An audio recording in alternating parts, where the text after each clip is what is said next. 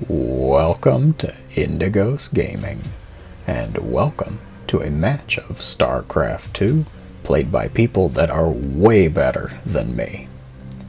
Warping in on the map Death Aura, the blue Protoss on the bottom right, it is Zest. And his opponent spawning into the upper left corner, the red Zerg pieces, it is Rogue. Quite interested to see what both of these players do this game. Both large names and have been in the scene for quite some time now.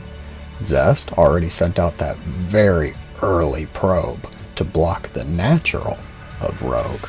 Rogue opting to do what so many Zerg players have resorted to doing lately, and that's just taking the third base first.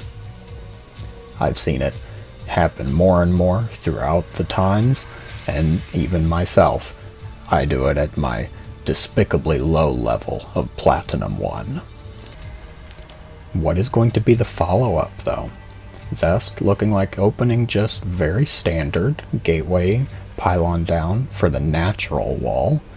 Gas coming up, workers going in. Probably Nexus next. I'm sorry, that was a bad pun. Nexus goes down. Rogue following up, very standard spawning pool, gas. Probably going to get Zergling speed very quickly and want to take that natural, I would wager. Probably see that third hatch come up in the near future. In the meantime though, this probe being quite annoying on its own, stealing some minerals and harassing these poor innocent drones. How could they? Cybercore, second pylon, second gas, both players just opening up very safely, very standard, being rather respectful of one another. Zergling speed started right as that gas hit 100. Safety Zerglings and first queens coming out. Those queens probably going to start spreading creep to connect these bases. That's one price of having to take the third base first, is that you need that defensive creep spread set up a bit earlier. Protoss choosing their first tech path, it's going to be Stargate. Rather unsurprising, but can be very effective. Based on the rally point being set to the Overlord, I want to guess that it's going to be a Void Ray. Void Rays with their recent buff being able to really come out as a viable opener unit and hunt Overlords like Terrans would with a Viking. I see that it is a Void Ray coming out, so these couple Overlords, well, Overlord and a Zergling, my bad Zergling, you're not that big. They're going to be in quite a bit of trouble, actually. What's going to be the follow-up, though? Zest putting down another gateway and an Oracle coming out afterwards. Goodbye, Overlord. Rogue now knows about that Void Ray, though. I fully expect to see Spore Crawlers come down within the next 30 seconds to a minute. That third hatchery did get put down at the natural, and the creep tumors doing their job, setting up that defensive highway. Zest looking to take his third base, and a Twilight Council going down. I wonder if this is going to be a Glaives follow-up, given that we're seeing gateways too. Might be a Glaive Adept push. Oracle reaching Zerg's side of the map now. How much damage will there be? Queens are out and Spore Crawlers are being built. One drone goes down. Pushed away by the Queen, and that Spore at the third base though. I don't expect to see much else really come out of this Oracle. But maybe there will be some damage done from this Glaive Adept push. As many of you know, Glaive Adept push been very popular in the recent time. Really nice for forcing out roaches from the Zerg player, and then you can usually follow up with a robotics push using immortals or disruptors later on. Really helps Protoss kind of set the tone of the game. Void Ray opting to stay at home though, so it'll be just these adepts on the other side of the map. And when is Rogue going to see it?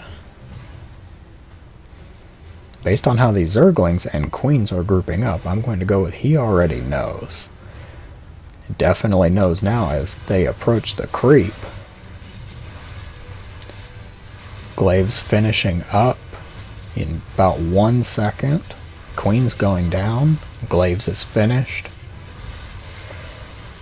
So far 3 Queens, but no real damage to the drones. Groups of adepts are splitting off now. One group into the main, 3 drones go down. Second group of adepts splitting off into the third. This is the real strength of the adept push though. Being able to split up and shade across multiple bases. 9, 10, 11 drones down now. Damage is looking better. Forcing out a lot of roaches from Rogue. Cleaning up those adepts. Is that final shade gonna go through? Yes it is. 12, 13 drones. 13 drones go down, forcing out a lot of roaches from Rogue. I definitely don't think he wanted to have that many roaches this early on. Larva would have been much more valuable to be put into drones.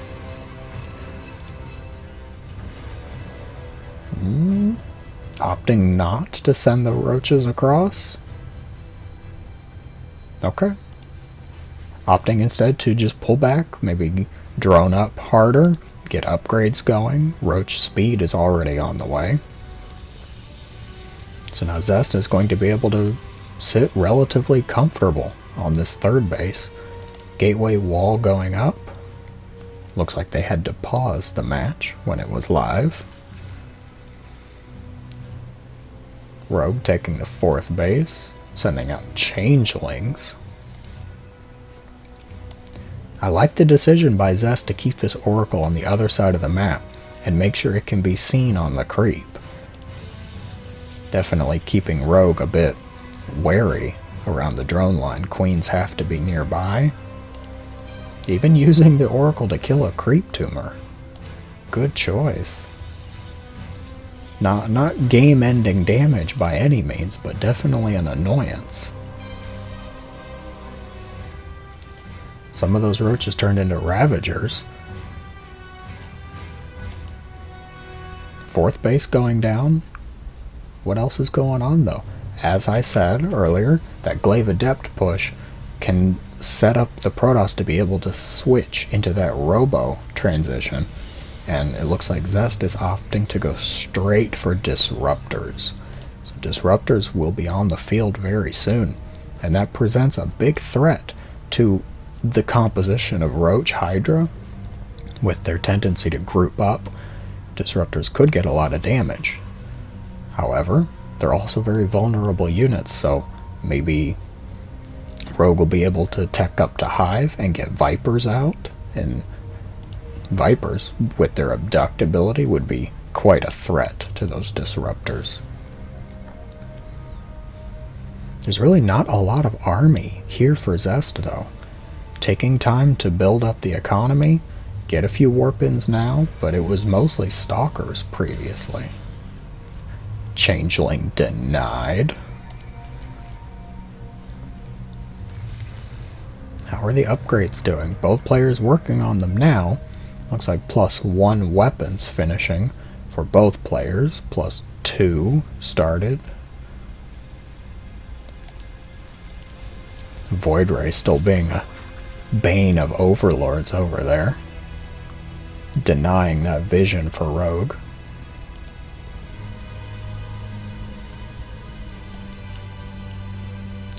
I see both Lurkers and Vipers coming onto the field now, so Rogue was able to tech to Hive fairly quickly. Lurker range being upgraded along with their attack values. Lurkers can be quite a good unit to go up against Protoss, especially if the Zerg can get set up before a fight. It works practically like siege tanks for the Zerg. I admit I'm a bit worried about the army difference here in supply. Rogue is up nearly 40 supply points. There have to be some very nice disruptor shots to even up those odds. Zest now looking to step onto the creep, but Rogue sees it in time. He's going to be able to set up those lurkers preemptively. It's going to be mostly up to the disruptors here. Supply difference of about 26 army value. Abducts coming in. Abducts those disruptors. Gets one. Oh, the second one gets away though. Immortal joining the fray. And meanwhile, Roach Ravager run by being sent to that 5th base. Void Ray spots it and can keep them pinned, but the Nexus is lost in the meantime.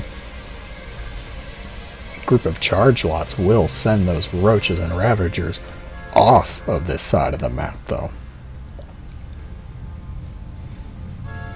Both players posturing now. Lurker's got to be set up. Great abducts, but also nice disruptor hits. Both players taking a bit of damage out of each other. My goodness, there's a lot of lurkers on the field. And excellent force fields. Denying that pathway for the lurkers. They'll have to go around now. That's a lot of Protoss to kill an Overlord. Calm down, Zest. Rogue fed up with that foolishness, opting instead to go straight for Zest's base, setting up these lurkers in a dangerous spot. Access to both the natural and the 3rd, or 4th?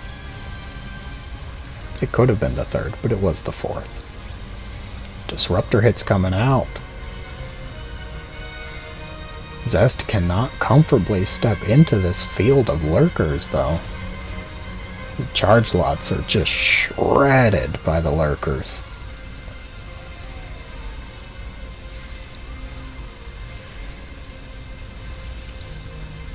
Looks like Zest taking the high ground where the lurkers was, but Rogue coming in with reinforcements on the low ground. And there's still one lurker here. Not for long. Goodbye, lurker.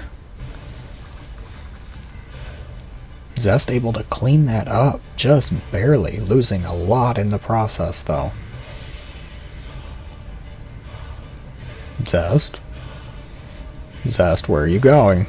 There's Zerg here. Okay, Zest opting to instead go straight for the Hive cluster. Meanwhile, Rogue sending those Zergling run-by over. Zest making his presence known, stepping onto that creep. There's a lot of charge slots here, but nothing else.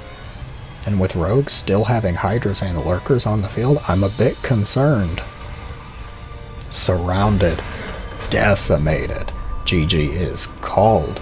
Rogue going to take the game, I believe, thanks to that decision making, stepping towards that Protoss base and getting those lurkers set up really nicely in between the 2nd and 4th bases. Zest just wasn't able to really clean that up without taking heavy losses. Did you enjoy the game?